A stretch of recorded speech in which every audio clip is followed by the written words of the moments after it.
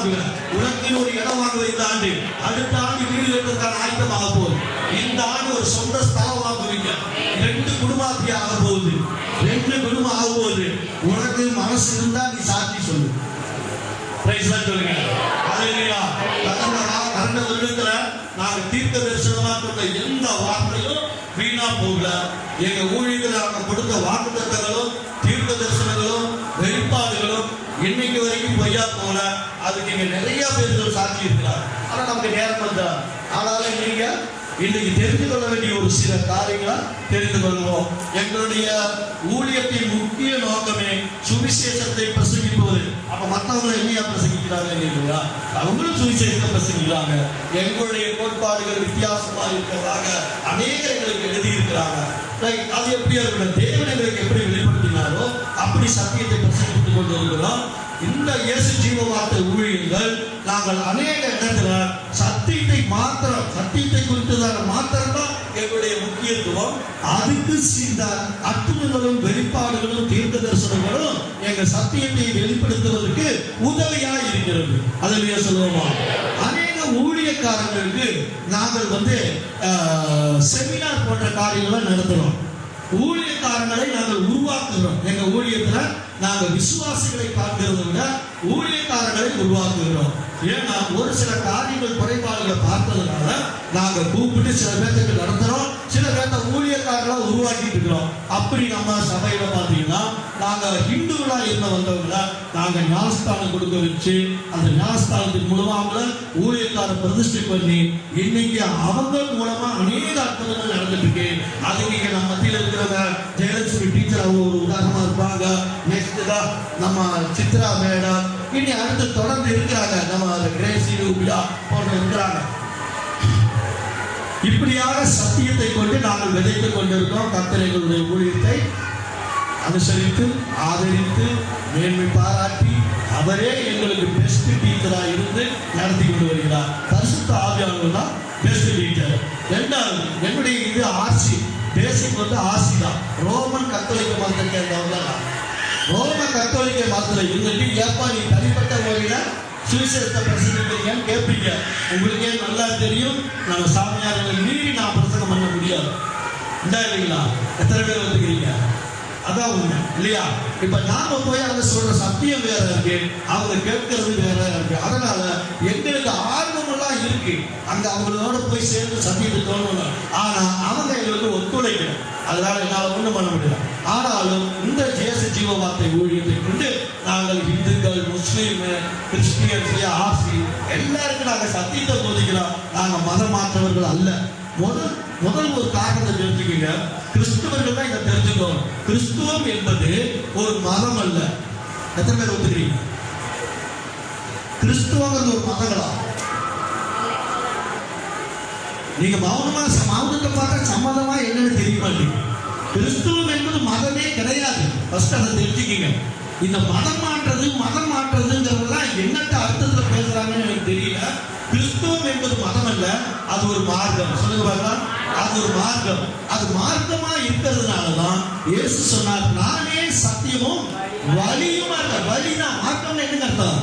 வழி. அவர்தான் வழி. எதுக்கு வழி?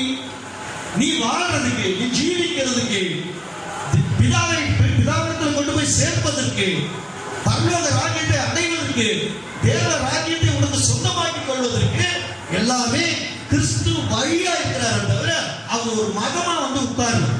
இது முதல்ல நம்ம கிறிஸ்தவர்கள் புரிஞ்சுக்கணும். சோ இது மதம் என்ற மார்க்கம். இந்த மார்க்கத்தை தெரிந்து கொள்வது தான் கிறிஸ்தவம். இந்த மார்க்கத்தை தான் இப்ப நம்ம தெரிஞ்சுக்கணும். நீ மார்க்கத்தை தெரிந்து கொள்ளும் பொழுது நீ ஆர்சியா, சிஎஸ்ஐயா, பெந்தகோஸ்தா பத்தி கவலைப்பட மாட்டேன். ஏன்னா ஒரு மார்க்கம். இதை சுருக்கமா இங்கிலீஷ்ல சொல்லணும்னா இட்ஸ் ஆர்ட் ஆஃப் லிவிங். சொல்லுவாங்களா? Art of living. இது ஒரு வாழும் கலை. எப்படி வாழணுங்கிறது தான் பைபிள் சொல்லுதா தவிர பைபிள் வந்து உன்னை நீ கிறிஸ்துவன், நீ பகவான், அவனோட பேசாத, இவனோட பேசாத, நீ இந்து, அவன் முஸ்லீம், அது கிடையாது. எல்லாருக்கும் எப்ப எந்த யூதனானாலும் கிரேக்கனானாலும் என்று ஒண்ணு கிடையாது. எல்லாரையும் சமைச்சாக்கிரமா பார்த்த. அப்ப இந்த மார்க்கம் எல்லாருக்கும் உகந்த மார்க்கமா தவிர வேற ஒண்ணு. இன்னைக்கு சித்தர்கள்னு சொல்லி நிறைய புஸ்தகத்துல எழுதி வைக்கிறாங்களே, இந்த சித்த புஸ்தகம் எல்லாம் எங்கிருந்து உருவாச்சு நினைக்கிறீங்க? எல்லாமே இந்த வாழும் கலையிலிருந்து வந்ததுதான். இதுல இருந்து சில காரியங்களை அவங்க பகுத்தறிஞ்சாங்க. அவர்கள் சித்தர்களா இந்துக்கள் புஸ்தகத்தை உருவாக்கி வெளியே விட்டுட்டாங்க. இப்ப பாத்தீங்கன்னா அது உங்களுக்கு பெருசா தெரியும். உங்கள்கிட்ட பைபிளை படிச்சு பாருங்க, அங்க அது ஒண்ணுமே இல்லை. நம்ம பைபிளுக்குள்ள கிடைக்கிறாது ஒரு பெரிய பொக்கிஷம், மறைந்து கிடக்கும் பொக்கிஷங்களை உனக்கு எடுத்து கொடுப்பேங்கிறானே, அது என்ன பைபிள் கூட இருக்குது. நாம பைபிளை விட்டு போட்டு என்னவோ 4 பாட்டு தெரியும், 4 பாட்டு பாடினா ஒரு பிரசங்கம் பண்ணணும் போனது ஒரு மனிதனுடைய வாழ்க்கையை மாற்றார். நீ சத்தியத்தை கரெக்டா கொண்டு போய் அந்த சத்தியத்தை தீர்மானம் எடுத்துட்டீங்கன்னா அந்த சத்தியம் உங்களுக்குள்ள என்ன செய்யணும் பாருங்க. ஏன்னா என் வாழ்க்கையில சத்திய உபதேசங்கள் தெரியாம ஒரு 3 வருடங்கள் நான் இந்த உலகத்துல கேட்ட உபதேசத்துலதான் வாழ்ந்தேன். எல்லாரும் போலையும் பிசாசு பிசாசு அது இதுன்னு பயந்துட்டு யாராவது கை வச்சாதான் நமக்கு ஜெபம் விடுதலையா அப்படி எல்லாம் நினைச்சு வாழ்ந்தவர் தான். ஆனா ஒரு குறித்த காலத்துல பரிசுத்த ஆவியானவர் எனக்கு நான் உகந்த வாத்தியாரா எனக்கு அமைஞ்சார். அவர் சொல்லி கொடுத்தாரு, நான் பார்த்தேன், அது சரியாயிடும். அதன் வழியில நான் பிரயோஜனப்படுத்தும் பொழுது என் வாழ்க்கை அநேக கோடாக்கோடி மாற்றங்களை நான் பார்த்தேன். அதையே இன்னைக்கு நான் போதிச்சுட்டு இருக்கிறேன். அன்னைக்கு இன்னைக்கு எங்களுடைய போதனைகளை கேட்ட அநேக குடும்பங்கள் போதிட்டு இருக்கிறீங்க. எல்லாரும் விடுதலையா இருக்கிறது உங்களுக்கே தெரியும். தெரியாதவர்கள் அவங்களுக்கு பார்த்து கேட்டுக்கணும். ஒண்ணுமே செய்யல, யாருக்காகவும் நாங்க ஜெபிக்கல. ஆனா சொல்லி கொடுத்த விதம், நம்ம தீபு பிரதர் கூட கடந்த வருடத்துல ஒரு சாட்சி சொன்னாரு. அவர் சொல்லும் போது பிரதர் ஒரு மெஜிஷியன் இல்ல, மந்திரவாதி இல்ல, அவர் எனக்கு ஒரு கீபோர்டு கொடுத்தாரு.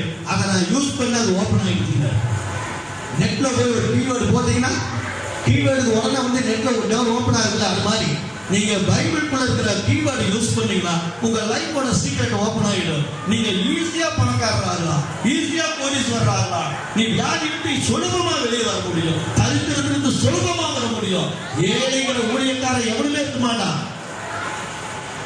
ஏழைங்கிற பிச்சைக்காரனோ எந்த வித கிறிஸ்தவனும் இருக்கவே முடியாது. ஏன்னா நீயும் நானும் தான் இந்த உலகத்துக்கு சகலத்துக்கும் சுதந்திரவாதியாக இருக்கிறோம்.